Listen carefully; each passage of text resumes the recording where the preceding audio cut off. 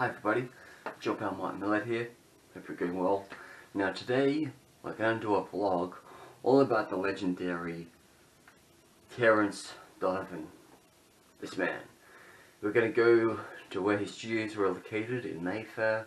There's even a statue of him taking a photograph of Twiggy, and we're also going to go visit his grave in Gunnersbury Cemetery in southwest London.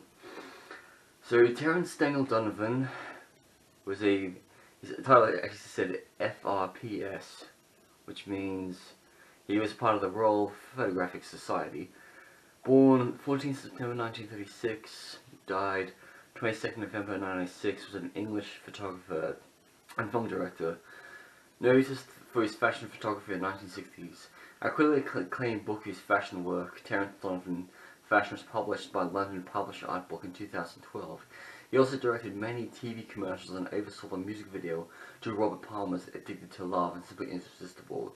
The Guardian labeled Addicted to Love as a fashion favourite video since it was released. He was born in Stepney in East London and he died in London.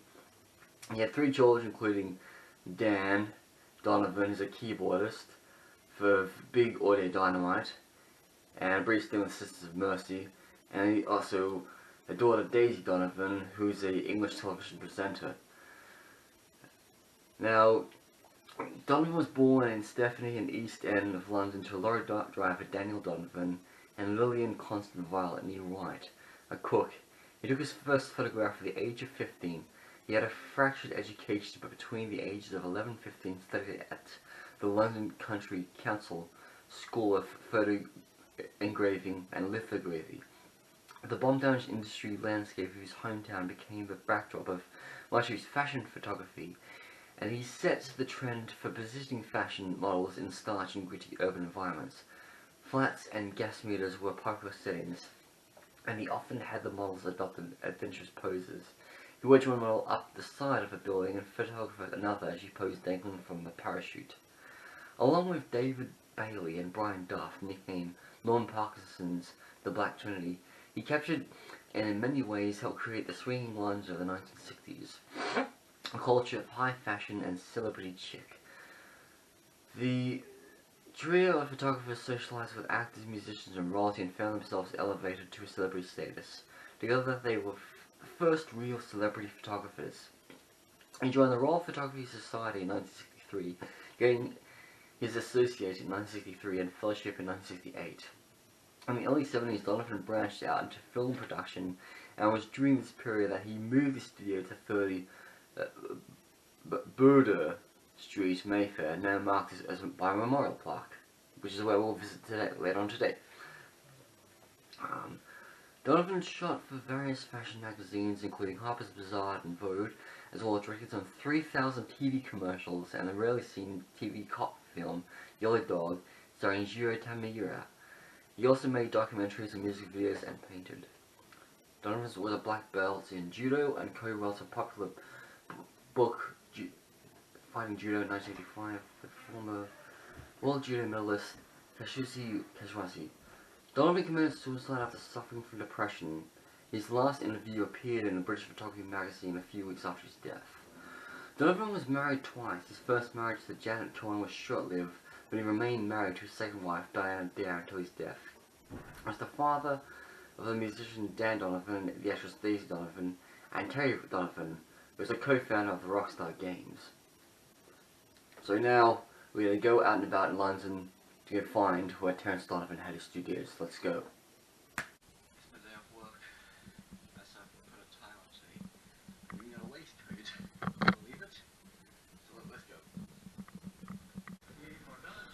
I've just arrived at Bond Street, and to get to where Terence Donovan's studios are, it's a short walk from the station. As a matter of fact, I was looking up Terence Donovan's Google Maps, and it pinpointed me to the studio in Chalk Farm in North London, where basically some of his photographs are on display. So I thought, well, I might as well also include that in my vlog if I can. I mean, I believe it's probably like an art gallery studio. Maybe it is open to the public, maybe it's not. Maybe you could buy some of his prints, I believe. Who knows? mean, as a matter of fact, he actually photographed Jimi Hendrix, which I never knew anything about that. I mean, how I found out about who this Terence Donovan person was, just by looking up Robert Palmer, some Irresistible.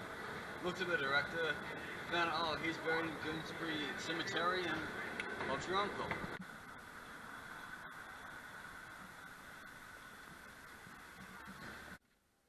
Okay, here's another part of Burden Place.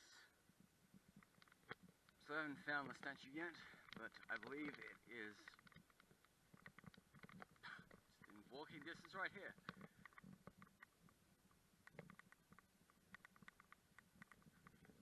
So, look at this, right? This is a statue. I don't know who this woman could be. I know it's definitely not Twiggy. Because that one over there, that's Twiggy. And here is the legendary man himself, Terence Donovan. You know, looking into his camera lens, taking his eye on the prize. What a great man he was. And same goes with like Twiggy. I mean, Twiggy was, you know, a fashion icon, actress, did it all. Last year I was watching this woman, Twiggy was on. I phoned my mum up in Australia to show her what Twiggy looks like, and she says, "Oh yeah, Martin, Twiggy looks not too bad for that age." You know? It's quite impressive they've got these three statues to commemorate the life of Terence Donovan himself, but also the life of Twiggy, and I think maybe also that statue is also something to do with Twiggy or whoever it is. If you know who the statue symbolises, let me know in the comments. Oh, but might have a plaque right here. Oh look, three figures, Neil French, 2012.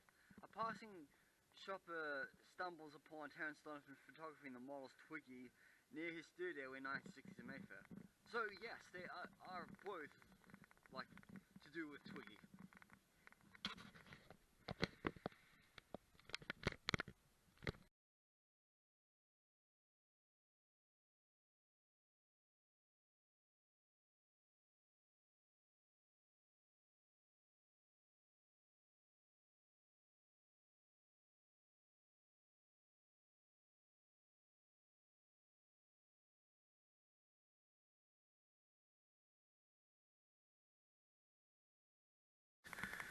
Olympus Cameras, 1999. So it's not really like a blue plaque. It basically is to commemorate that Terence Donovan worked here rather than like living here. Got no idea where he lived in London himself, but yeah, this is the big building. Kind of easy to imagine, right? That could have been his bathroom, that could have been his studios, that could have been his office. And you never know, maybe he slept in that room up there.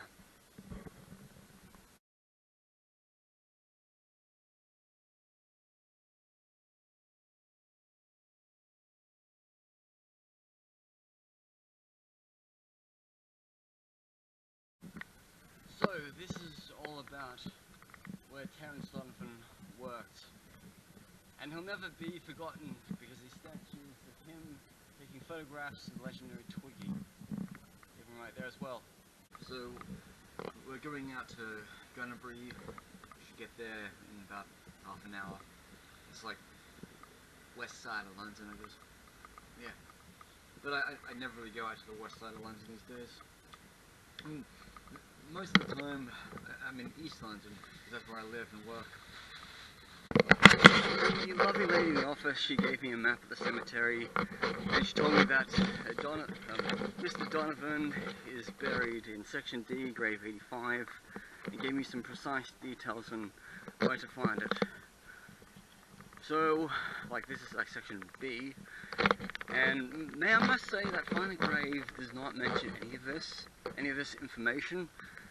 So, like, I kind of think Find a Grave should do a better job, like, listing where about people's graves are buried.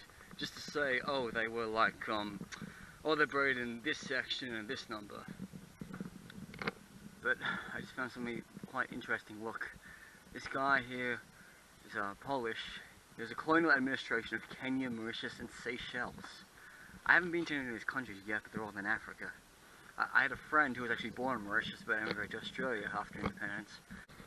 And would you believe it? It was very easy to find. A simple marble tombstone to honor the great man, Terence Donovan, 1936 to 1996, left us too young at age 60. He will always be remembered for his amazing work in fashion, and also for the music videos he did for Robert Palmer. Maybe it is my next agenda that I do get to Switzerland soon and visit the grave of Robert Palmer. Just to let you all know, he is in section D. So what you gotta do is you gotta go from the main entrance. This is the chapel right there that they're rebuilding, and he is like 4 rows in. So 1, 2, 3, 4 rows in. Grave number 85.